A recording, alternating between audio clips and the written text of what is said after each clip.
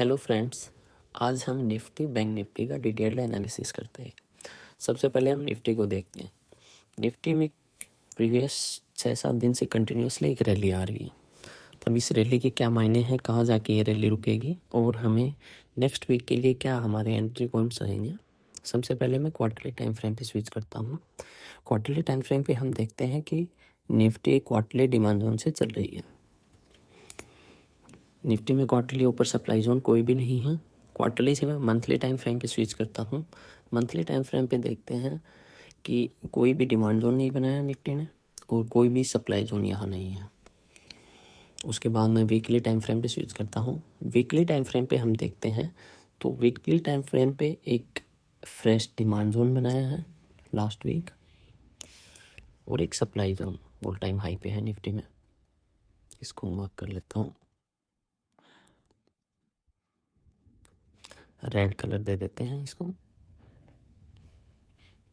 Nifty की 20 EMA को मैं यहाँ पिन पॉइंट पे यहाँ पे मार्क कर देता हूँ। एक निफ्टी में सप्लाई जो है जिसमें प्राइस अभी क्लोज हुई है इस वीक।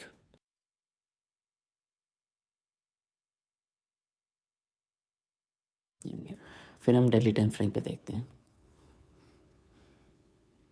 दे देते हैं। निफ्टी को हम देखते हैं कि निफ्टी फिलहाल वीकली सप्लाई जोन के अंदर है। नीचे डेली टाइम फ्रेम पे डिमांड जोन, एक डिमांड जोन और दूसरा डिमांड जोन, ये एकदम बॉटम पे वीकली डिमांड जोन और ऑल टाइम हाई पे सप्लाई जोन। एक ये सप्लाई जोन है हमारे पास जो कि अभी यहाँ टेस्ट नहीं हुआ था और एक इससे ऊपर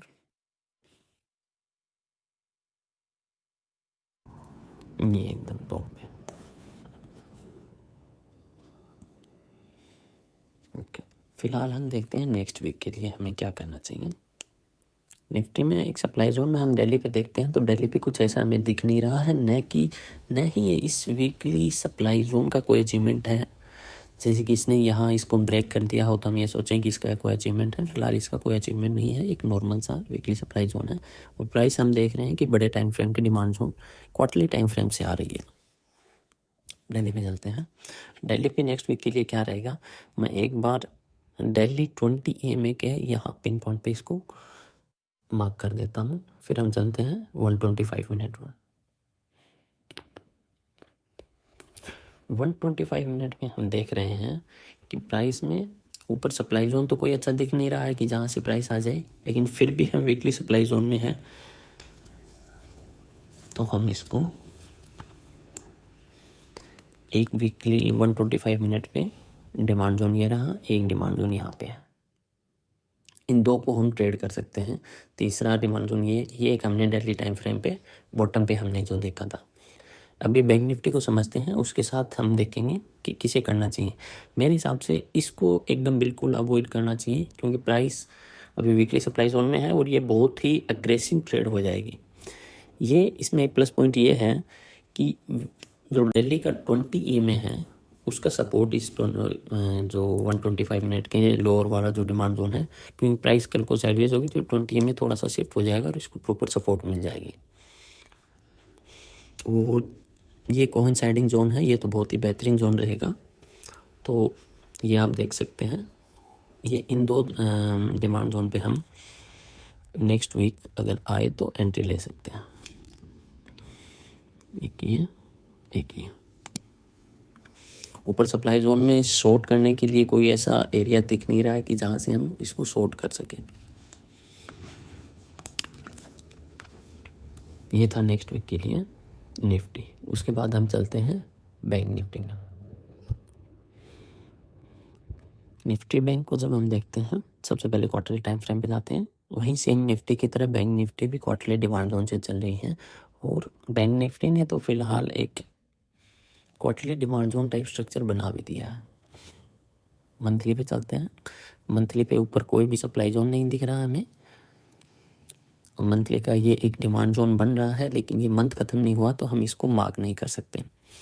वीकली टाइम फ्रेम पे चलते हैं तो बैंक निफ्टी में वीकली पे कोई डिमांड जोन भी नहीं बना है और कोई सप्लाई जोन भी नहीं है। मैं वीकली 20 EMA को एक बार मार्क कर लेता हूँ। हम डेली पे जाते हैं तो डेली पे हम देखते हैं कि निफ्टी में जहाँ वीकली सप्लाई जोन था, बैंक निफ्टी में वहाँ एक डेली सप्लाई जोन है। हम इसको वीकली पे जाके इसका अचीवमेंट भी चेक करेंगे। वीकली पे जाके देखते हैं तो कहीं ना कहीं वो ये टॉप का एरिया है। इस टॉप के एरिया ने इस वीकली के डिमांड जोन को ब्रेक किया, तो मतलब इसका कुछ अचीवमेंट तो है। अगर निफ्टी और बैंक निफ्टी के ये एरिया एक साथ आ जाए तो यहाँ से एक सेलिंग आ सकती है। अभी निफ्टी सप्लाई जोन में है, वीकली सप्लाई जोन में है, और बैंक निफ्टी अभी दूर है। तो लोअर टाइम फ्रेम पे हम देखते हैं कि नेक्स्ट वीक के लिए हमारे लिए क्या ट्रेड बन रही है। लोअर टाइम फ्रेम पे 125 मिनट पे हम देख रहे हैं कि 125 मिनट की 20 EMA जो कि ये रही, इसके साथ ही एक डिमांड जोन है। ये डिमांड जोन, अगर निफ्टी का डिमांड जोन 125 मिनट का डिमांड जोन और बैंक निफ्टी का 125 मिनट का डिमांड जोन एक साथ आ जाए तो हम इसको ट्रेड करें। निफ्टी का जो ऊपर वाला डिमांड जोन जिसकी हमने बात की थी, इस वाले डिमांड जोन की, इस वाले डिमांड जोन के साथ आए तो हम इसको अवॉइड करेंगे, डायरेक्टली अवॉइड करेंगे। फिर हम किसका वेट करेंगे?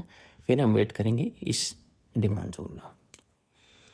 और लोअर जो सेकेंड एंट्री थी हमारी 125 मिनट पे निफ्टी में, वो और ये बैंक निफ्टी का 125 मिनट का डिमांड जोन एक साथ आ जाए तो हम इसको ट्रेड करेंगे।